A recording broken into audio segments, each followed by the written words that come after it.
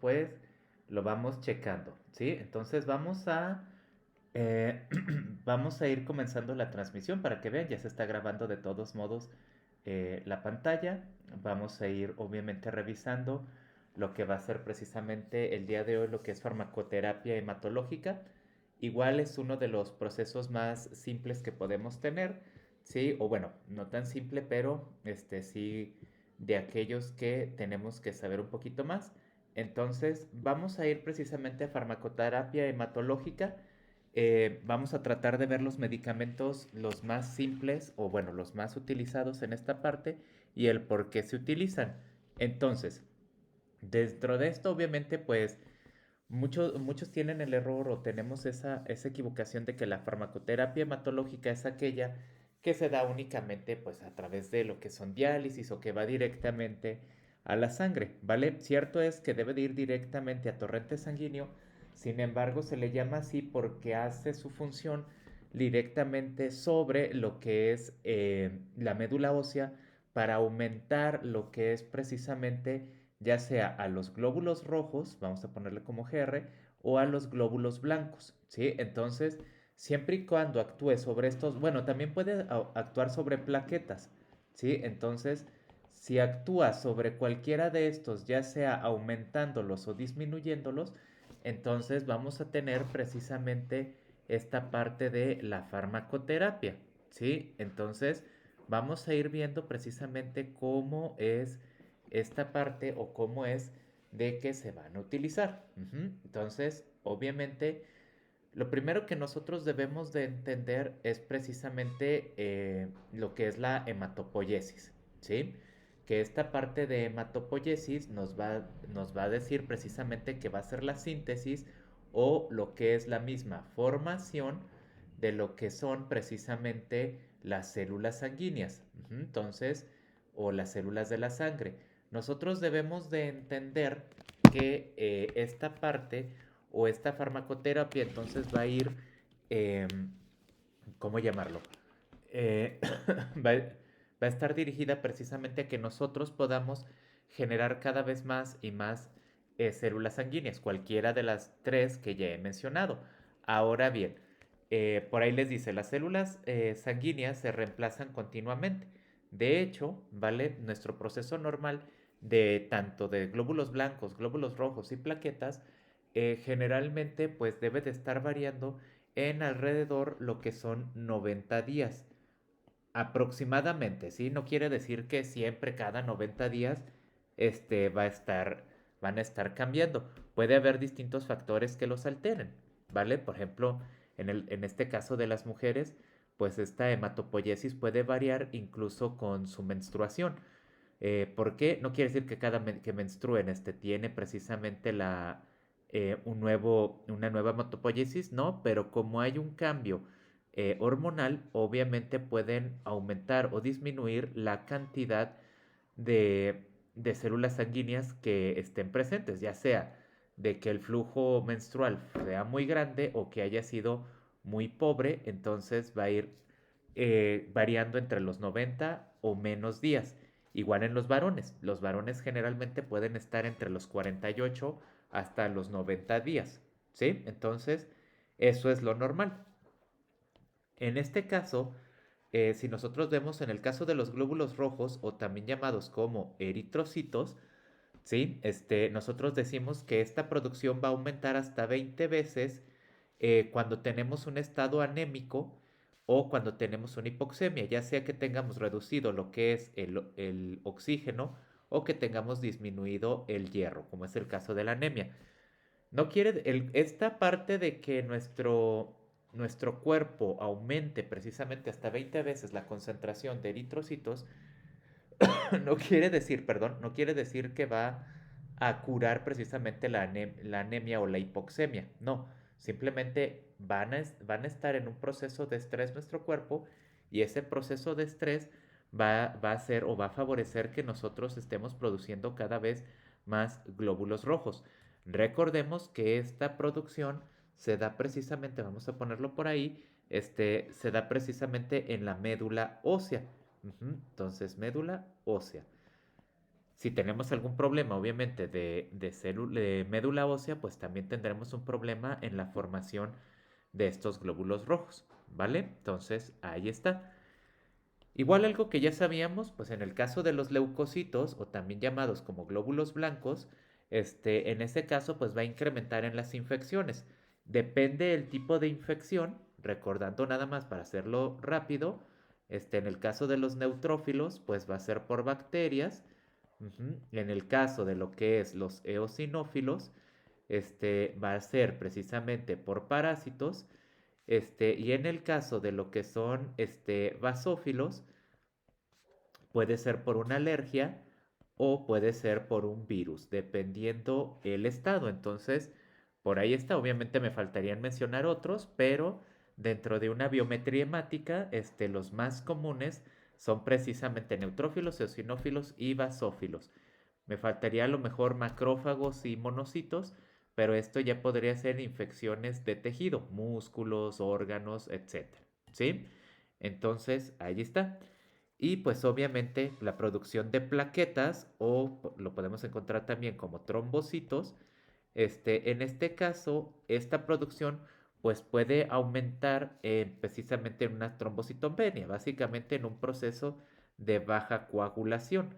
Entonces, otra vez, en ninguno de estos procesos, tanto en infección como en la baja de coagulación, quiere decir que el cuerpo va a curar el estado. Simplemente va a tratar de que no esté tan, pues vamos, que regrese la homeostasis del paciente, pero no nos indica que el 100% de las veces nos vamos a curar, ¿vale? Esto lo digo porque luego nuestros pacientes de, bueno, sí tengo una infección, pero pues no me siento tan mal,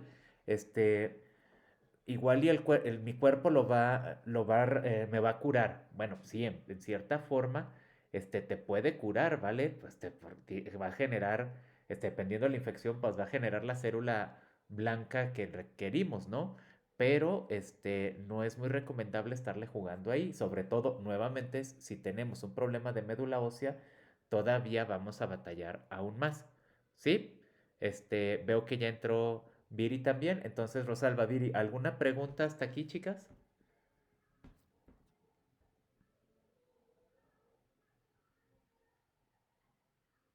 Ok, perfecto. Muchas gracias. Vamos a continuar entonces. Recuerden que de todos modos esto se está grabando, ¿sí? Bueno, lo que ya les he mencionado varias veces, este proceso ocurre en la médula ósea, pero ¿de qué huesos específicamente? Bueno, podemos tener en la del cráneo, en las vértebras, en la pelvis, pero donde va a ser la mayor cantidad o los más importantes va a ser en los huesos largos, ¿sí? Húmero, fémur, etcétera, etcétera. Estos huesos, básicamente los huesos de las piernas y de los brazos, son los que se encargan más que nada de esta producción de células sanguíneas. Claro, obviamente, por ejemplo, debemos de tener en cuenta, por ejemplo, un paciente que tenga una fractura precisamente en huesos perdón, los huesos de piernas y de brazos, obviamente también pueden, no que se vuelvan anémicos, pero sí tenemos una disminución de estos glóbulos rojos y blancos, ¿sí? Y de plaquetas, precisamente porque no está el principal productor de hematopoiesis. Obviamente ahí entrará el cráneo, las vértebras y la pelvis, pero es en menor cantidad. Ujú. Obviamente va a ir, em, va a ir modificándose o va a entrar esta parte de que aumente o disminuya la cantidad de células rojas o blancas dependiendo las hormonas o las proteínas que tengamos, ¿sí? Entonces, para esto, obviamente, el cuerpo generalmente tiene cierta cantidad de hormonas y de citocinas que va generando. Sin embargo, lo que nosotros hacemos en farmacología es precisamente clonar estas hormonas, por eso ahí dice que pueden ser identificadas y clonadas. ¿Para qué fin? Para poder dar una terapia para poder aumentar o disminuir lo que es precisamente esta producción de células sanguíneas. Entonces, ojo, vamos a pensar en uno muy sencillo, por ejemplo, la eritropoyetina.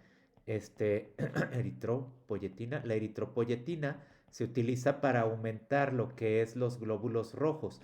Ahora bien, esta eritropoyetina que nosotros estamos dando precisamente como terapia no es una hormona 100% natural, obviamente es una célula clonada, casi siempre sacada de un vector como son bacterias, ¿sí? Entonces, es bien importante que tengamos en cuenta que no todos nuestros medicamentos son naturales o son sales. En este caso, nuestras hormonas que veremos aquí son clones o son vectores clonados, ¿sí? Entonces, para que lo entiendan. Por eso hay que tener mucho cuidado del cómo vamos a dar estos medicamentos. ¿En dónde más o menos podemos utilizar estas hormonas clonadas? Bueno, donde lo podemos dar es precisamente por ahí dicen anemia plástica, que no es otra cosa más que una anemia derivada de la destrucción de los eritrocitos, ¿sí? En una disminución exagerada de neutrófilos, es decir, en una neutropenia, en infección grave. Ya casi siempre aquí vamos a agregar, si no quieren ver la palabra infección grave, podemos darlo en un choque séptico, ¿sí? Entonces, para que quede, o en una sepsis, ahí es donde lo podemos dar. Insuficiencia renal crónica, cualquiera de las dos, ¿sale? Ya sea crónica o aguda, cualquiera de las dos lo podemos dar. Ujú. No como quimioterapia, sino más bien posterior a una quimioterapia, podemos dar este medicamento para poder aumentar las defensas, ya que el paciente poco a poco se va quedando sin ellas, ¿sí? Y obviamente en trasplante de médula ósea. ¿Por qué en trasplante de médula ósea si se supone que la médula ósea es la que genera estas células? Bueno, en este caso se utiliza para activarla, ajá, ya que una vez que hacemos el trasplante de médula ósea, este, lo que puede pasar es precisamente que la médula no esté generando la cantidad de eritrocitos o de glóbulos blancos que requiere, entonces nada más necesitamos estimularla, ¿sí? Y es aquí donde este tratamiento puede ayudarnos, ¿vale? Entonces, preguntitas, comentarios hasta aquí.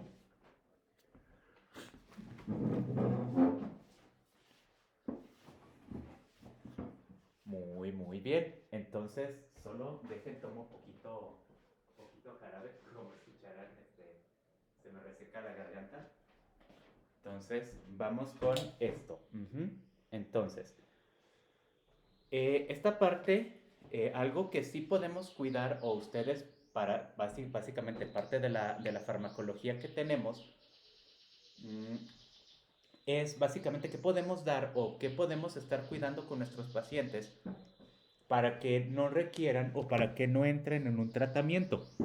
Bueno, algo muy sencillo que podemos tener o cuidarle a ese paciente o a sus hijos o a ustedes mismas mm, es precisamente lo siguientes. Primero, para no entrar en un problema, ya no solo de anemia, ¿vale? Sino en un problema de una baja o una alta formación de estas células, es primero que no nos falten minerales. ¿Qué tipo de minerales? El hierro. Ya sabemos que obviamente el hierro es característico para evitar lo que es precisamente las anemias, ¿sí? Pero por ejemplo, podría estar el cobalto y el cobre, los cuales son característicos tanto para la formación de células blancas en el caso del cobalto, ¿sí? Neutrófilos, basófilos, eosinófilos, monocitos, macrófagos, etcétera, linfos, y por ejemplo el cobre que se va a encargar precisamente de la producción de plaquetas y de la estabilización de la misma sangre, ¿vale? Todos estos no es necesario también que me den o que le den al paciente multivitamínicos, sino también se pueden encontrar en los alimentos, ¿vale? En alimentos tales como, por ejemplo, aquí obviamente en lo que es eh, ¿cómo llamarlo? Bueno, en México, pues obviamente nuestra amadísima tortilla que lo tiene de todo a todo, ¿sí? Entonces tiene cobre, tiene hierro, tiene incluso vitamina A, si mal no recuerdo. Entonces tiene básicamente de todo, ¿sí? Entonces debemos de estar checando esa parte de la alimentación. A lo mejor ahorita todavía no estamos entrando el tema de suplementos, que creo que se verá la siguiente semana, pero lo que sí deben de entender es los multivitamínicos o los suplementos de preferencia hay que irlos dando, cuando realmente se necesite, no no ustedes, sino cuando el paciente crea que los necesita, ¿sí? Entonces, mucho cuidado con esa parte. Y en el caso, por ejemplo, de vitaminas, hablando de multivitamínicos, pues obviamente lo que no nos puede faltar, ácido fólico, tanto para la formación de un tubo neural sano en el caso de los bebés, como en el caso de las mujeres para el desarrollo y la buena formación de la médula ósea, ¿sí? Vitamina B12, sobre todo para que todo el estado hematopoyético y la homeostasis se vaya dando normal, ¿sí? Para que estemos en una homeostasis buena. Piridoxina para aumentar el metabolismo, ácido ascórbico o vitamina C, vamos a ponerle ahí, vitamina C, que es básicamente para aumentar las defensas, y lo que es la riboflavina, que nos ayuda a estabilizar la producción de plaquetas, ¿sí? Entonces, en ese caso, es precisamente todo lo que debemos de cuidar. Si nosotros cuidamos completamente lo que, lo que nosotros estamos consumiendo, y en este caso estos minerales y vitaminas, es muy raro que nosotros estemos sufriendo de un problema hematopoyético, ¿sí? Entonces, a eso es lo mínimo indispensable para evitar estas enfermedades. Obviamente, pues entra otro tipo, que la alimentación, agua, etcétera, o los factores genéticos, este, pero no sé si hasta aquí va quedando claro. Dime, dime.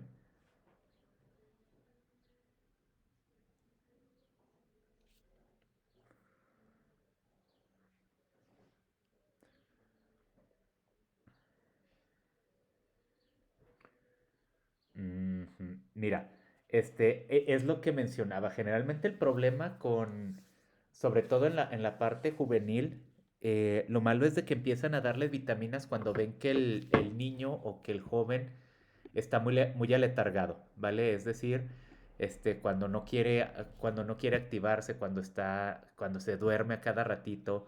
Entonces, más que yo decirte, bueno, si necesita vitaminas, más bien hay que estar viendo su estado neural, ¿vale? No quiero decir que tenga un problema neurodegenerativo, no, esperemos que jamás. Pero, aquí el punto es, primero vamos a ver, tal vez tiene un problema menor de depresión o a lo mejor está entrando en un problema de ansiedad.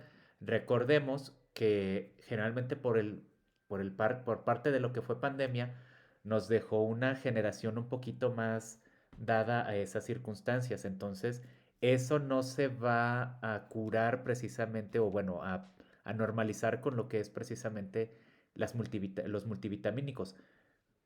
¿Por qué salió esto? ¿Por qué salió de que se les debería de dar? Bueno, porque generalmente al adulto mayor, como me preguntas de edades, que generalmente podría ser pacientes superiores entre 60 y 65 años, ¿sí? Bueno, 60, 65 y más, generalmente los activa. Entonces, al ver esto que al paciente adulto mayor lo activa, piensan que pueden activar también a los jóvenes. Entonces, es un error muy común, sin embargo, no es lo más recomendable. En el caso de los jóvenes, al menos yo, desde mi punto de vista como toxicólogo, yo no recomendaría la ingesta para los jóvenes de vitaminas, ¿sí? Porque al contrario de producir un bien, sí los va a activar al principio, pero poco a poco vas a ir generando una litiasis renal o una polivitaminosis, que al final de cuentas puede ser peor, ¿sí? No sé si contesto tu pregunta.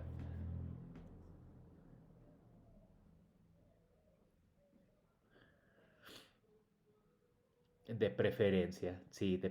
Si vamos con un médico general, podríamos mandarlo incluso, dependiendo más o menos cómo lo veamos, pero incluso podríamos hablar con bueno, un infante, obviamente un pediatra, pero si ya quieres uno especializado, podríamos hablar incluso de un endocrinólogo, ¿sí? Pero bueno, primero yo lo llevaría con el pediatra. Dime.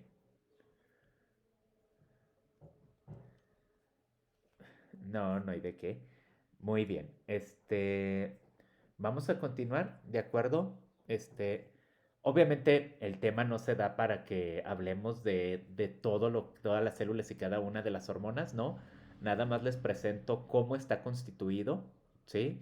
Este, básicamente cómo en la médula ósea pueden generarse todas las células posibles, ¿sí? Entonces, todas estas son las células que tenemos en la sangre. Que las más características que nosotros vemos, obviamente, pues son las plaquetas, los glóbulos rojos, los mastocitos, basófilo, neutrófilo, eosinófilo, monocito, macrófago, célula dendrítica, linfocito T, B, célula de memoria, o lo que es la célula granular, y lo que es el protoblasto, ¿vale? Entonces son como las células más características que tenemos. Sin embargo, otra vez, no se trata de que veamos todas y cada una de ellas. Lo que sí vamos a entender es cuál medicamento es el que podemos dar para poder estabilizar todo este monstruo que vemos aquí, que básicamente todo esto es la hematopoiesis, este, que sí, si lo ven así dirán, ay, qué bueno que no lo vamos a ver, y yo dije lo mismo cuando llevé hematología, ¿sí? Así que no se preocupen, estamos igual. Eh, en este caso, lo que vamos a dar es, bueno, ¿qué medicamentos podemos dar precisamente para estabilizar ciertas características? La primera y es la que ya les había mencionado, ¿sí? Que es precisamente la eritropoyetina. En el caso de la eritropoyetina, ¿sí? Que recuerden que este es una hormona, nosotros la tenemos generalmente producida por el riñón para actuar en lo que es precisamente en la médula ósea. Lo que vamos a tener entonces es precisamente que es clonada, es un clon, ¿sí? Como ya lo habíamos mencionado anteriormente. ¿Y qué es lo que ayuda a la eritropoyetina? Bueno, como dice su nombre, pues obviamente ayuda a aumentar la proliferación de los eritrocitos o de los glóbulos rojos, ¿sí? De hecho, ahí está, regulador más importante de la proliferación de los eritrocitos. Obviamente, ¿qué pasa si nosotros normalmente no tenemos la eritropoyetina? No que, ojo, lo que voy a decir es no que no estemos consumiendo esta eritropoyetina recombinante, no, sino más bien, ¿qué pasa si nuestro cuerpo, nuestros riñones no producen la eritropoyetina? Bueno, si nosotros tenemos un problema de no formación de eritropoyetina, pues obviamente tendremos anemia, ¿sí? Podemos tener insuficiencia renal, como bien lo dice por ahí, un daño medular o un déficit de hierro o de vitaminas esenciales, B12, vitamina B12, A, C, D, E y K, ¿sí? Los pongo por ahí por si no, B12, A, E, C, K y D, ¿sí? Que son como eh, las que podrían estar precisamente en juego si es que no estamos consumiendo esta anemia. Entonces, digo, esta anemia, esta eritropoyetina. Por ende, si, si nosotros tenemos estas patologías, ¿vale? Entonces, obviamente, nosotros necesitamos consumir lo que es eritropoyetina humana recombinante, ¿sí? Entonces ahí es donde nosotros debemos de actuar. Bueno, tenemos un paciente con una disminución de vitamina A importante, ¿ok? Obviamente se podría dar vitamina A para poder tratarlo, pero lo mejor sería dar eritropoyetina para obviamente que aumentaran esa cantidad de eritrocitos y por ende se estabilizara el paciente, ¿sí? Bueno, ya les había dicho que se da precisamente en el riñón, esto ya lo habíamos mencionado, y debemos de entender o debemos, nada más una consideración es que la eritropoyetina, ¿sí? De preferencia no hay que darla cuando tenemos precisamente un problema de una infección o tenemos un problema de inflamación. ¿Por qué? Porque en estos aspectos de infección o de inflamación de cualquier tipo, la eritropoyetina no va a servir. ¿De acuerdo? Por ahí vamos a poner que inhibe ¿a quién? A la eritropoyetina. ¿Sí? Entonces, si tenemos al paciente, requiere eritropoyetina y vemos que también está infectado o que tiene una infección, no sé, vamos a pensar algo muy sencillo, que tiene influenza, ¿vale? así, una gripe común. Entonces, antes de dar precisamente la eritropoyetina, mejor tratamos la infección y ya una vez tratada la infección, ahora sí damos la eritropoyetina, porque si no es como si estuvieran dando nada, ¿sí? O sea, literalmente estamos dejando al paciente que se cure por la buena de Dios, ¿sí? Entonces, comentarios, dudas, aclaraciones, reclamaciones.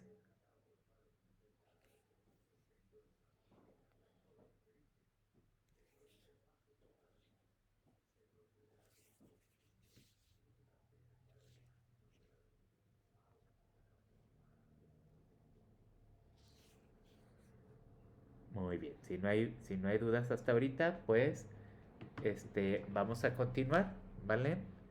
Este, bueno, algunas preparaciones, en este caso, nada más de preparaciones o de, gracias, Viri. Nada más de algunas características que debemos de cuidar es precisamente uno. Obviamente, como habíamos dicho, todos estos medicamentos se van a dar precisamente de manera intravenosa, ¿sí? O incluso se puede dar subcutánea, cualquiera de las dos. ¿Vale?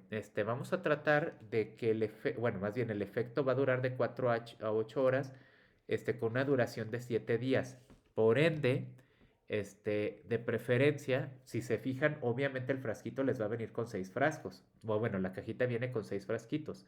Este, lo que debemos de cuidar es que la dosis no va a ser por horas. A pesar de que dice el efecto tarda en hacer efecto entre 4 a 8 horas con una duración de 7 días, quiere decir que nosotros vamos a estar administrando es una ámpula, vamos a ponerlo por ahí, una ámpula cada ocho días o también es cada semana, ¿sí? Para que sea mejor. Entonces, si empezó hoy, entonces la siguiente ámpula va a ser el siguiente sábado y la siguiente el siguiente sábado y así durante 6 semanas, ¿vale? Entonces va a ser la forma en cómo vamos a estar dando la eritropoyetina.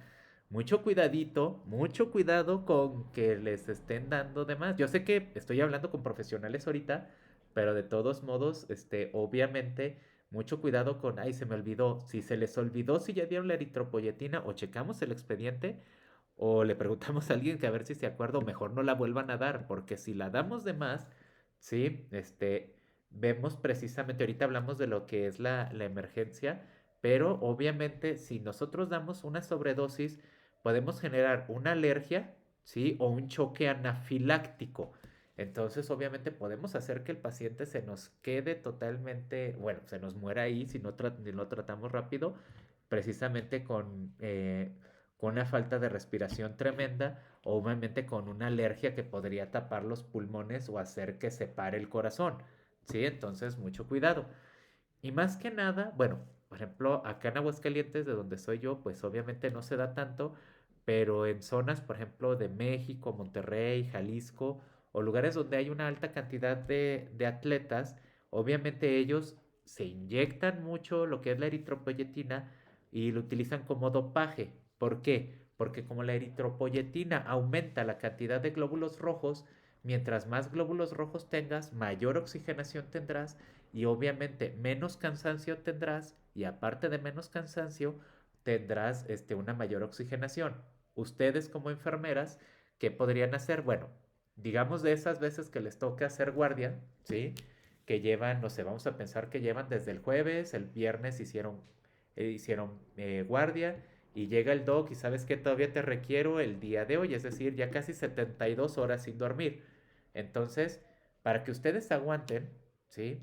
Toda la jornada sin dormir y con toda la energía del mundo, muchas veces algún personal de la salud se inyecta eritropoyetina para quitarse ese cansancio y para seguir adelante. Obviamente lo hacen, pero obviamente el problema es que pueden generar estos efectos secundarios que no son nada bonitos, ¿sí?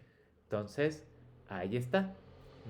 No sé si hay preguntas, dudas. Les pongo una parte para, obviamente, para duplicar el efecto que podemos dar peginasatida, perdón.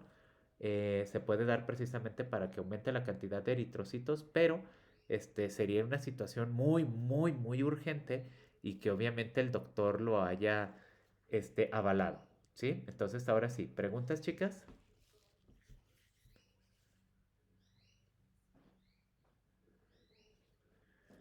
Muy bien, muchas gracias, Rosalba. Usos terapéuticos, bueno, ya lo habíamos mencionado. Vamos con otro medicamento que es el sargramostim o sagromostim, como ustedes gusten. El sargramostim es un medicamento muy, muy utilizado precisamente tanto en pacientes que tengan problemas con lo que son los glóbulos blancos. El anterior que vimos, ¿sí? Fue para la producción de glóbulos rojos. Y este se va a utilizar más que nada en la producción de glóbulos blancos de toda la serie, ¿vale? Eosinófilos, basófilos, etcétera. Y a lo mejor lo han escuchado mucho, porque se utiliza también en pacientes que tengan, bueno, uno, como lo ven aquí en pacientes con trasplante de médula autóloga, ahorita lo hablamos qué es, o en pacientes que también tienen, bueno, mielodisplasia, anemia plástica o SIDA. Sobre todo esta última, que son pacientes con SIDA, se utiliza mucho. Incluso vamos a agregar otro que son pacientes con leucemia. Entonces,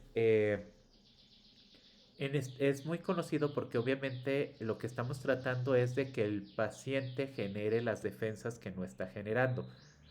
Recordemos que al final de cuentas un paciente con leucemia, con SIDA, no fallece, perdón, por esto, fallece por lo que es precisamente las bajas defensas y por una infección secundaria. Entonces, realmente el SIDA no mató al paciente, lo mató precisamente la infección que le dio. Para evitar eso, pues obviamente damos precisamente Sagramostim. Aquí lo que debemos de entender es, bueno, ¿qué es lo que pasa? ¿Qué es lo que hace? Sí, estimula la mielopoiesis, o sea, estimula la formación de defensas, claro, pero su principal efecto va a ser precisamente evitar la neutropenia, es decir, aumenta lo que son los neutrófilos, que si bien los neutrófilos son utilizados para evitar que un paciente se enferme de bacterias, también es nuestro principal método de defensa contra las infecciones en general. Entonces, ahí está. Además, que también, por ejemplo, en una quimioterapia, como está afectada mucho la médula ósea, pues obviamente evita que tu paciente fallezca por esta parte. Además, hemos de decir que un efecto secundario que tiene precisamente el Sagramostim es precisamente que le da muchas ganas de vomitar al paciente, ¿sí? Entonces, en cierta forma se entiende por qué un paciente con quimioterapia, después de unas cuantas horas termina vomitando. Claro, también es el efecto de la radiación, ¿vale? O del medicamento, pero es precisamente este Sagramostim el que le hace que tenga ese vómito, ¿sí? Entonces, para que lo tengan. Igual, como habíamos mencionado, se administra de manera intravenosa subcutánea, como el anterior, ¿vale? Y obviamente su efecto va a durar, si se fijan, tarda de 2 a 3 horas y dura de 3 a 6 horas. Entonces, en este caso, este Sagramostim, ¿vale? Se puede dar precisamente con las quimioterapias, ¿vale? Pero de preferencia se va a dar una ámpula, ¿de acuerdo? Una ámpula cada 8 horas sería lo correcto, ¿sí? Entonces, así es como lo estamos tratando. Me faltó un acento. Ahora sí. Preguntas, chicas, o algo que no les quede claro, oiga, yo no he usado el Sagramostim así, o sí lo he usado, o no me acuerdo, o sinceramente nunca lo he usado.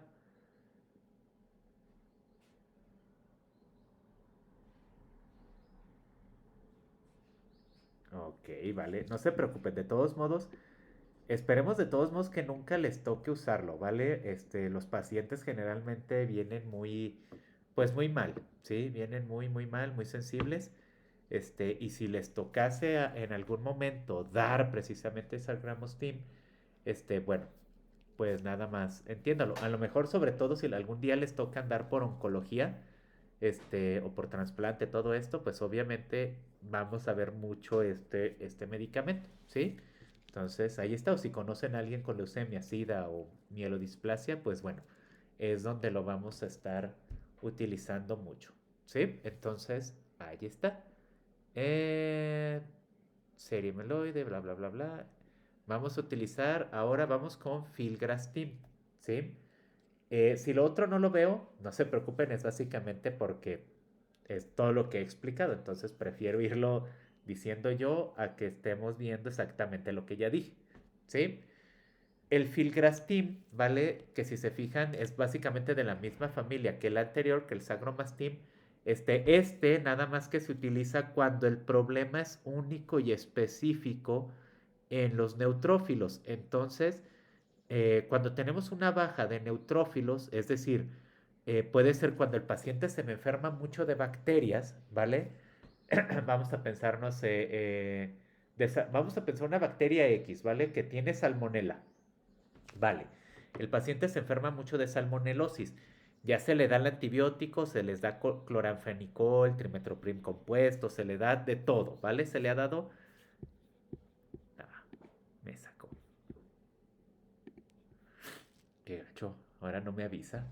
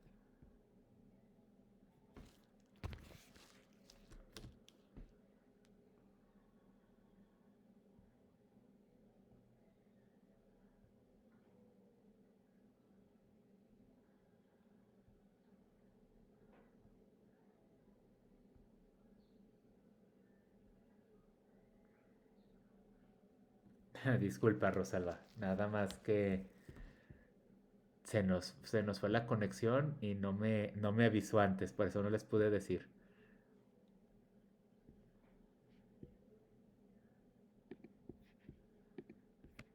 Muy bien, vamos con esto. De todos modos, ya nada más me faltaba poquito, pero sí, una disculpa.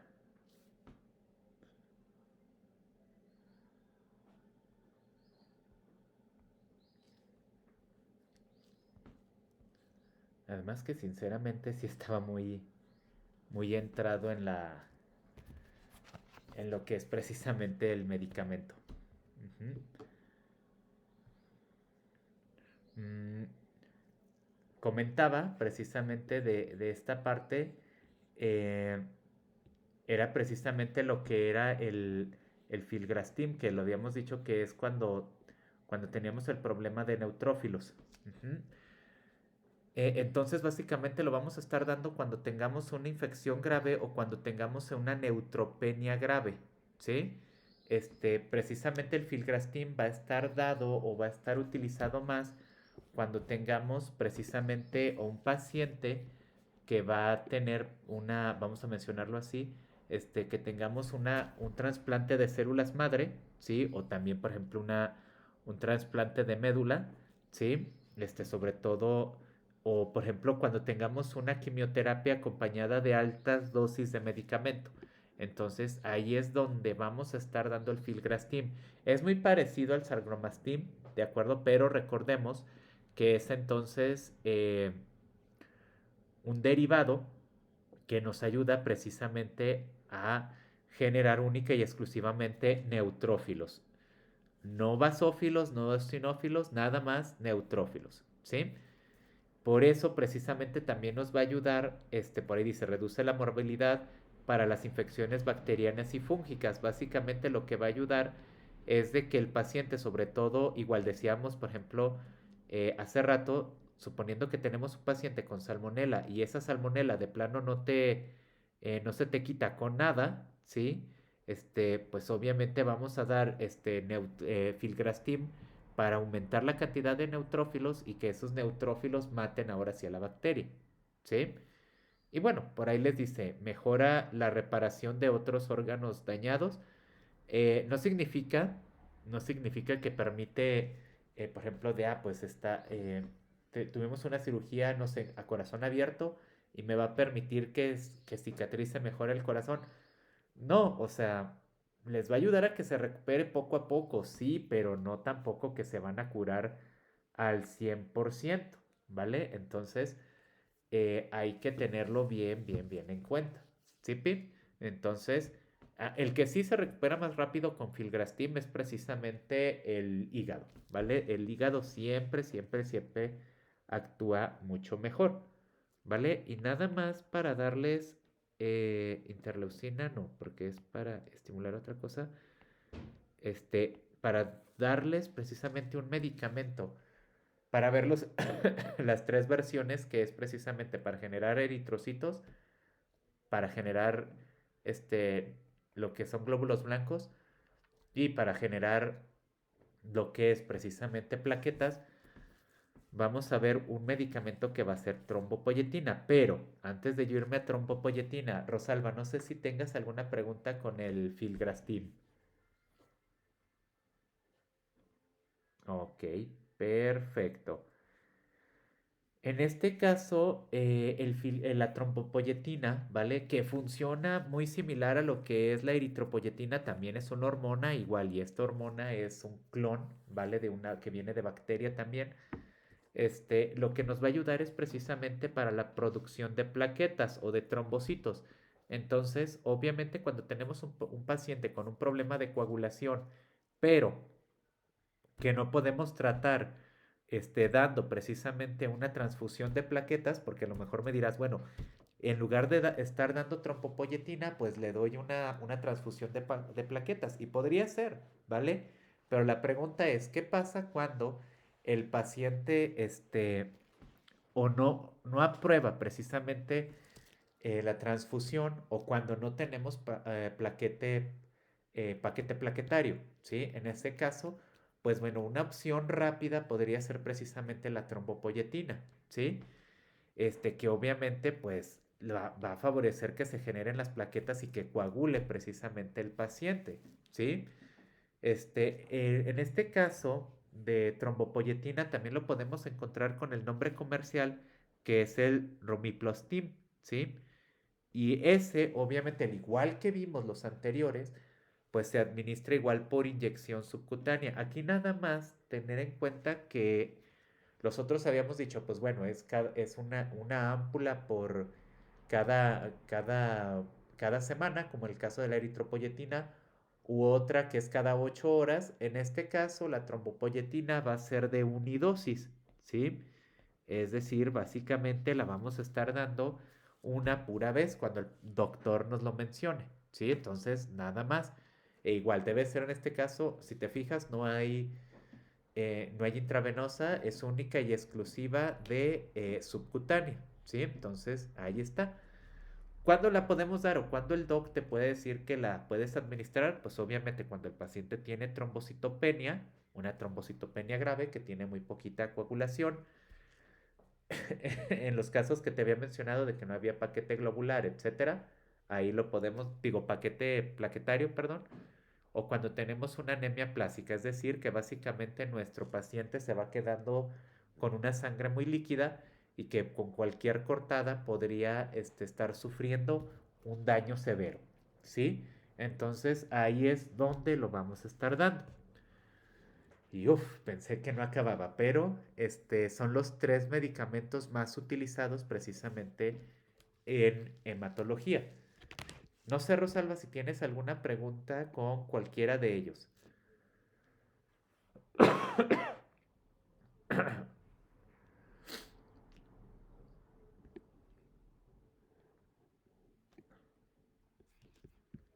La Ajá.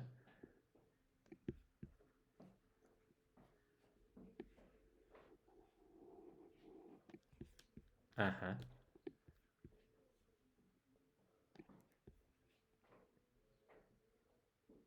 ajá.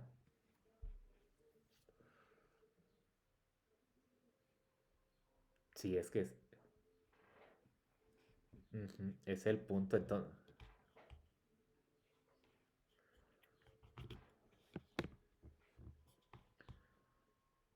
Sí, es que básicamente, por ejemplo, la teoría nos abarca que obviamente, pues, pues todo esto, pues con una transfusión se puede quitar, pero el punto es cuando no tenemos o cuando el paciente está muy grave. Entonces, es una forma, y como lo mencionaba al principio, lamentablemente no te cura, ¿vale? Pero sí te estabiliza y ya eres candidato a hacer otro tratamiento, pero bueno, es lo malo. Luego a veces nos desesperamos y pensamos que o no queremos hacer las cosas o que no funciona nada. Pero bueno, nada más un poquito de paciencia y todo se puede.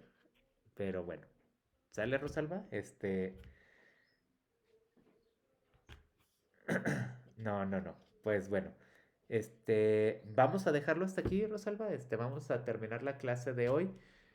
Ya primero Dios nos veremos la siguiente, no, sino hasta la otra semana. Creo que toca medicamento de neurodegenerativo, creo que sí.